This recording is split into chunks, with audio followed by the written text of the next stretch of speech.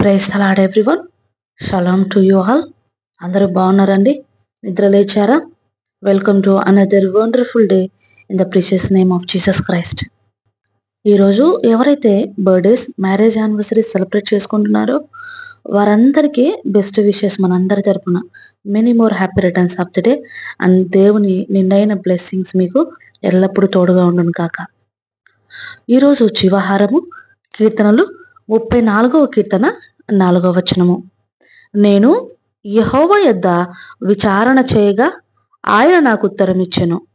నాకు కలిగిన భయములన్నింటిలో నుండి ఆయన నన్ను తప్పించెను. Psalms chapter 34 verse 4. I showed the Lord and he heard me and delivered me from all my fears. Amen. ప్రియ సహోదరి సహోదరులారా, అనుదినము ప్రభు యొద్ద మనకున్నటువంటి పరిస్థితులన్నింటి బట్టి విచారణ చేయవారిగా ఉండాలని దావీదు గారి కీర్తన ద్వారా ప్రభు మనతో మాట్లాడుతున్నారు. ఈ వాక్యం మనందరి జీవితాల్లో సఫలమవును గాక. ప్రతిరోజు మనం తీసుకునే డెసిషన్స్ను దేవుడి దగ్గర ఉంచాలి, దేవుడి పాదముల దగ్గర పెట్టాలి, ఎలుగెత్తి ఆయన్ను ప్రార్థించి అడగాలి. ప్రభువా, ఈ యొక్క విషయము మిమ్మల్ని అడుగుతున్నాను, ఇది మీ చిత్తానుసారం అయితే నా జీవితంలో కొనసాగించు, లేని ఎడల దాన్ని తొలగించు ప్రభువా అని. నీ సొంత జ్ఞానంను, స్వబుద్ధిని ఆధారం చేసుకొనక ప్రతి విషయమును ప్రభు యొద్ద విచారణ చేసి మన మీద సార్వభౌమాధికారము కలిగి ఉన్నటువంటి ప్రభువుకు మనల్ని సబ్మిట్ చేసుకోవాలి. అప్పుడు దేవుడు ప్రతి దానిని నీకు అనుకూలముగా, నీకు దేవుడు నిర్ణయించిన దానిలో నడిపిస్తారు. ప్రవక్త అయిన మోషే ఇశ్రాయేలు ప్రజలను నడిపించేటప్పుడు ప్రతి విషయమును దేవుని యొద్ద విచారణ చేశాడు. ఆయన పగలు మేఘస్తంభములోను, రాత్రి అగ్నిస్తంభములోను వారిని నడిపించారు. ప్రతి చోట ఎక్కడైతే మేఘస్తంభము, అగ్నిస్తంభము ఆగిపోయిందో ఇశ్రాయేలు ప్రజలందరూ కూడా అక్కడ ఆగిపోయారు. వారు ముందుకు కదలలేదు. ప్రభుతో మోషే గారు అంటారు కదా, ప్రభువా, మీరు రాకపోతే మేము వెళ్ళము, మీరు లేని ఎడల మేము ఒక్క అడుగు కూడా ముందుకు వెయ్యము అని. కీర్తనకారుడు అనేక సార్లు దేవుడికి ఎలుగెత్తి ప్రార్థిస్తున్నాడు. ప్రభువా, ఆపత్కాలంలో నేను ఉన్నానయ్యా, నాకు నీ ముఖము చాటు చేయకు, నా దాగుచోటు నీవే, నా కొండ కోట ఆశ్రయ దుర్గానివి నీవే, నాకు మౌనివై ఉండకు, నేను మొరపెట్టినప్పుడు నాకు ఉత్తరం ఇయ్యే తండ్రి అని ఆయన ఎలుగెత్తి దేవుణ్ణి ప్రార్థిస్తారు.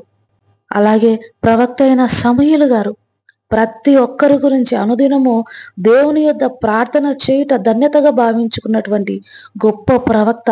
ప్రజల కొరకు ప్రార్థన చేయకపోతే అది పాపముగా భావించుకున్నటువంటి గొప్ప ప్రవక్త. ఆయన బ్రతికి ఉన్నంత కాలము ఆయన మాట్లాడిన మాట ఒక్కటైనను జరగకుండా ఆగిపోలేదు అని వాక్యం రాయబడి ఉన్నది. ప్రభువుని విచారణ చేయకుండా ఆయన ఏ రోజు ఒక్క పని కూడా ప్రారంభించలేదు, ముగించలేదు. మనము ఎప్పుడైతే దేవుని యొద్ద విచారణ చేస్తామో, దేవుని జ్ఞానమునకు, ఆయన టైమింగ్కి మన జీవితాలను మనము సమర్పించుకుంటామో, అప్పుడు పరిశుద్ధాత్మ దేవుడి కార్యములు మన జీవితంలో మనము చూడగలము. మన యొక్క జ్ఞానాన్ని బేస్ చేసుకొని మనము పనులు ప్రారంభించినట్లయితే, డెసిషన్స్ తీసుకున్నట్లయితే అవి మనకు అంత బెస్ట్గా ఉండకపోవచ్చు. కానీ దేవుడు నీకు ఎప్పుడు ఏది ఇచ్చినా ది బెస్ట్ ఇస్తాడని ఎప్పుడు మర్చిపోకూడదు. ఈ లోకంలో తల్లిదండ్రుల కంటే పరలోకపు తండ్రి మరి ఎక్కువ శ్రేష్టమైనవి మీకు ఇచ్చును కదా అని వాక్యం సెలవిస్తుంది. ప్రియ సహోదరి సహోదరులారా, ప్రతి విషయము దేవుని పాదాల దగ్గర పెట్టండి. అది చిన్న విషయమైనా పెద్ద విషయమైనా నో మ్యాటర్, దేవునికి మీరు ఎప్పుడైతే సంపూర్ణంగా అప్పచెప్పుకుంటారో అప్పుడు దేవుని ఆజ్ఞ లేకుండా ఏది కూడా చేయడానికి ఇష్టపడరు.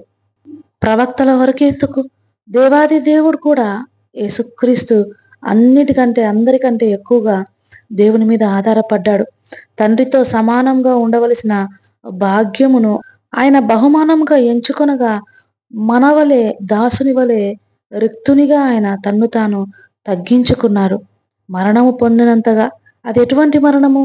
అతి భయంకరమైన, బాధాకరమైన, వేదనకరమైన శిలవ మరణమునకు అప్పగించుకునేంతగా తన్ను తాను తగ్గించుకొని అప్పగించుకున్నాడు. కనుక మనం కూడా దేవాది దేవుడు చూపేటటువంటి మార్గంలో అనుసరించుదాం.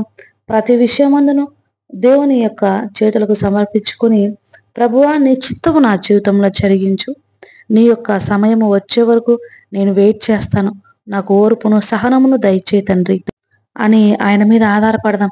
అప్పుడు ఆయన ప్రతి భయములన్నింటిలో నుండి మనల్ని విడిపిస్తాడు. ప్రతి క్లిష్టపరమైన పరిస్థితుల్లో నుండి, ఊబిలాంటి స్థితిలో నుండి సమతల గల భూమిపైన మనల్ని నిలవబెట్టి మనల్ని తలగా ఉంచుతాడు. మనల్ని పైవారిగా ఉంచుతారు. ప్రభువును మహిమపరచడానికి మనల్ని మహిమపరుస్తాడు. ప్రభువును ఘనపరచుటకు మనల్ని ఘనపరుస్తాడు. దేవుడి వాక్యమును మీ హృదయంలో స్థిరపరిచి మిమ్మల్ని అందరినీ ఆయన కొరకు ఫలింపజేసుకొనును గాక. ఆమెన్. కళ్ళు మూసుకోనండి, ప్రార్థనలో ఏకీభవించండి. ప్రార్థన. మమ్మల్ని మిక్కిలి ప్రేమించిన మా ప్రియ పరలోకపు తండ్రి, అతి పరిశుద్ధుడా, మహోన్నతుడా, మహాగణుడా, ఈ ఉదయం నుంచి సాయం సమయం వరకు మమ్మల్ని అందరినీ నీ రెక్కల నీళ్ళలో కాచి కాపాడండి ప్రభా. ఈ మంచి దినమును బట్టి మీకు వందనాలు చెల్లిస్తున్నానయ్యా. విన్న వాక్యమును ప్రభా వారి హృదయంలో మంచి నేలన విత్తబడిన విత్తనము వలె 30 60 100 ఫలింపచేయండి తండ్రి. ప్రతి పని యందును, ప్రతి విషయమందును వారి యొక్క ఆలోచనలు మీ పాదముల దగ్గర సమర్పించుకుంటూ మీ యొక్క చిత్తానికి తల వంచి వారి జీవితంలో చక్కగా శిలువ మార్గంలో నడిపించుకొనుటకు సహాయం చేయమని వాక్యం విని ప్రార్థనలో ఏకీభవించిన ప్రతి ఒక్కరిని కుటుంబములుగా మీ పాద సన్నిధిలో సమర్పించుకుంటూ ఈ ఉదయం నుంచి సాయం సమయం వరకు మరలా మీ సన్నిధిని మోకరిల్లు వరకు మీరే లీడ్ చేయమని నా ప్రభును నా రక్షకుడును త్వరలో రానైన నా యేసు నామంలో అడిగి వేడుకుంటున్నాను పరమ తండ్రి. Amen. God bless you all. Have a wonderful day everyone. Please don't forget to like, subscribe and share to your loved ones. Thank you all.